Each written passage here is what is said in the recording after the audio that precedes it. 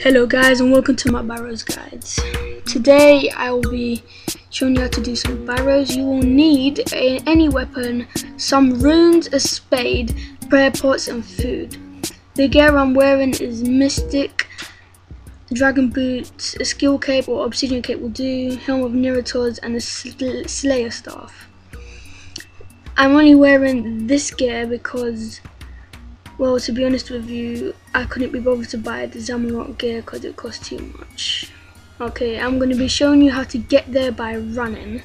On the way there you can replenish your prayer if you're running this, so if you keep doing barrows you can replenish your prayer. I find this way of getting there quite, well, I find it quite good because you get to replenish your prayer a lot.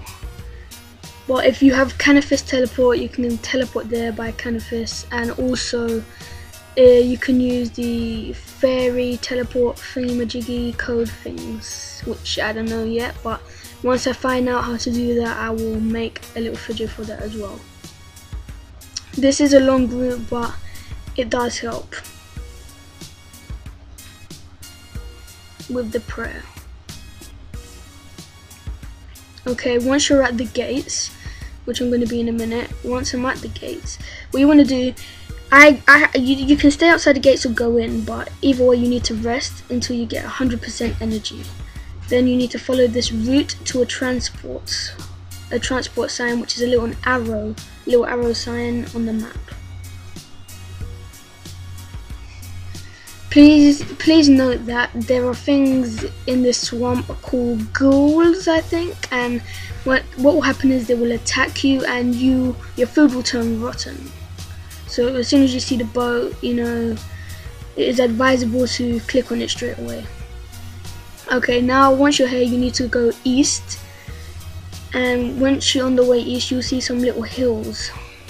What you need to go inside that little site, and basically you need to set what order you want to do these hills in first. So basically I like doing Darok's first, as in he hits the hardest if you don't have prayer, so I like to make sure I've killed him first and make sure he's not my boss. So you want to make sure everything's right, you got the right prayer on for quick selection prayer or whatever you want to do. Make sure you got the right spell and auto cast and everything like that. And once you're ready, all you need to do is just dig.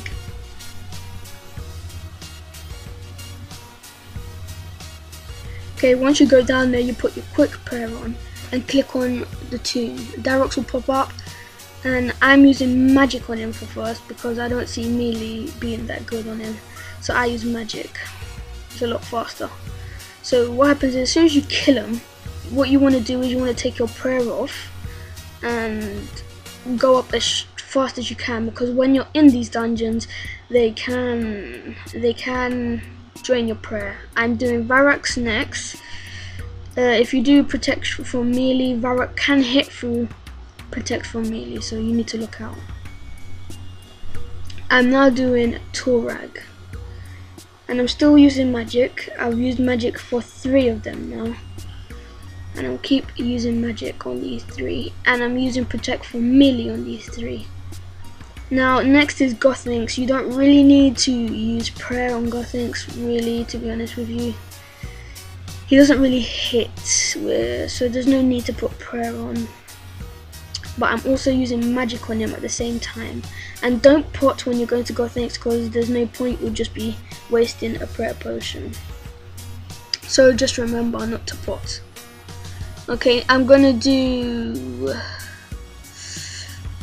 Karel now. And for Karel I'm going to use protect from range, and I'm going to put my Saradomin sword on. So this will be any weapon you want, so a whip, dragon, scimitar, anything. And I'm basically just going to use my Saradomin sword on him.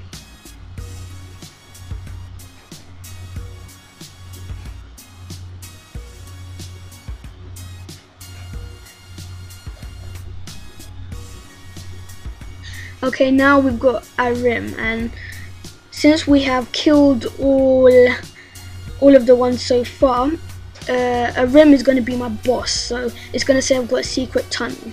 But when you're doing this, and if you go to something like Torag, and once you're at Torag it says there's a hidden tunnel, what it basically means is that Torag is your boss. So what it means is you need to kill the rest of them, then go inside the tunnel, and once you're inside the tunnel, it's like a big maze. But basically, if you find a tunnel before you've killed all of them, so you're meant to kill, let's see, 1, 2, 3, 4, 5 of them, and then the 6th one is one with a tomb. So you kill all 5 of them. Even if you find the one with the tomb early, you still kill all 5 of them. Now basically, I've got a rim, so I'm putting my quick prayer for magic. I'm going to use Saradomin's sword. I'm going to put my prayer pots in position, because you don't want to pot, because you can still join your prayer down here. So basically, what I'm going to do is I'm basically going to pot as soon as I see him, because there's doors in this thing, and what you want to do, you want to get to the middle where the chest is, because that's where you get your loot.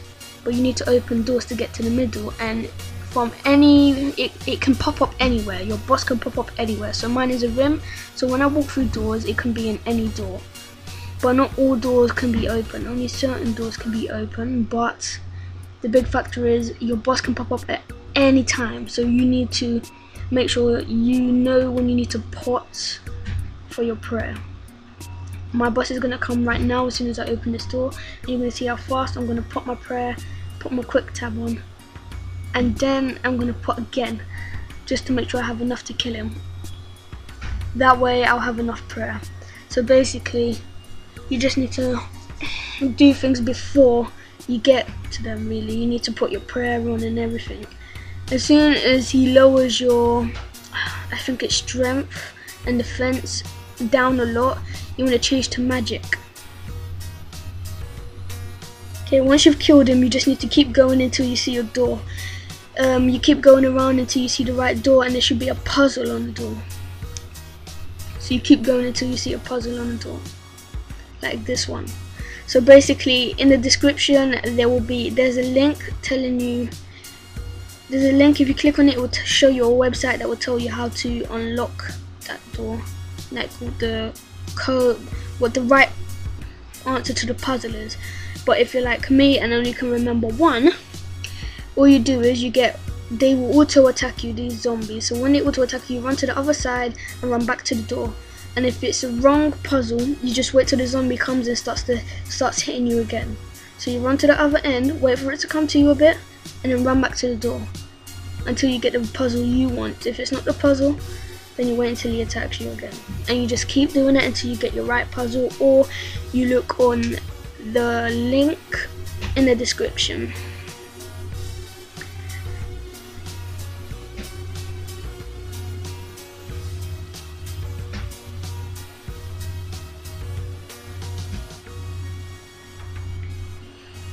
So this is going to be my puzzle now, and basically the answer to this one is the one on the left.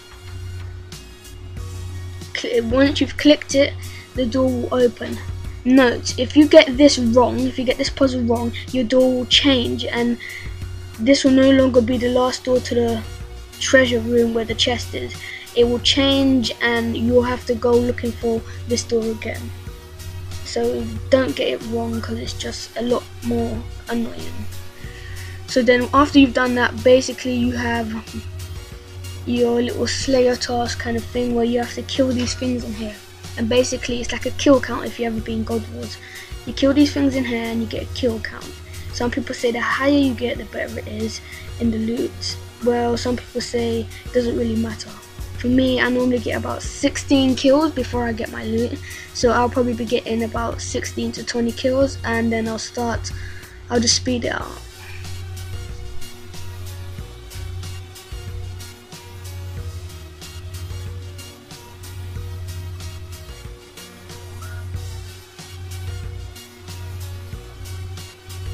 Okay, so once you have your kills, if you wanted to get any, you want to go to your chest and open it. Note that you might not get good things at first, or sometimes you can get really bad things, really crap things, and it's really not worth it. But then again, you can get some things like a Darok's helm, and if you get a Darok's helm, that's like 9 mil. So you know, it's worth coming here. So laters.